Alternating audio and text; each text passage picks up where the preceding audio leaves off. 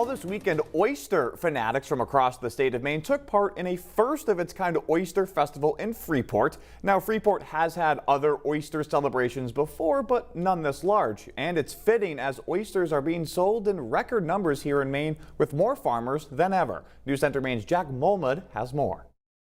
This one my buddy made for me, Chucky Chains.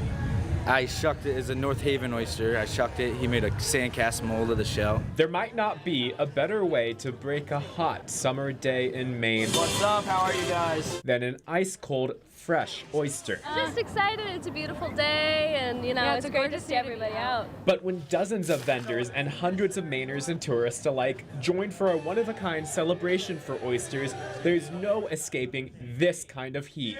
1, go shot! A shocking competition between novice and professional oyster enthusiasts. More than a dozen farms represented in Freeport this weekend celebrating the oyster, which is selling at record numbers. But for every oyster, iced, shucked, and slurped, it's a product of at least 2 years of intensive labor. Eric Oransky and Maine Ocean Farms knows that process well. Our background was working on boats, which is a huge amount of work, and we thought we had overestimated how much work this was going to be, and we found out about year 3 that it's even more work than we thought it was going to be. Eric and his crew started in 2017 and say they've been doubling their output each year.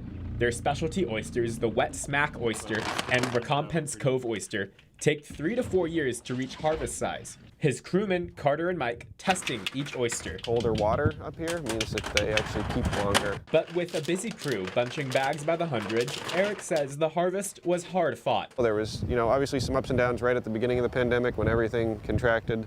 What the impacts are is that everything just costs more from the supply chain disruptions, and it's harder to, we've been waiting for the rope we like to use for our long lines for months, and we have no idea when it's going to come in. But now Maine oysters are dominating the seafood scene, with its value doubling from 2020 to 2021, according to the Department of Natural Resources. And for every early morning hauling bags of oysters equal more customers spreading the good word of Maine oysters. I hope that it continues to be a supplemental and alternative way for Mainers to earn a living on the water and sort of maintain the working waterfront. Eric says loyal customers and increasing supply have helped the oyster industry relatively evade inflation.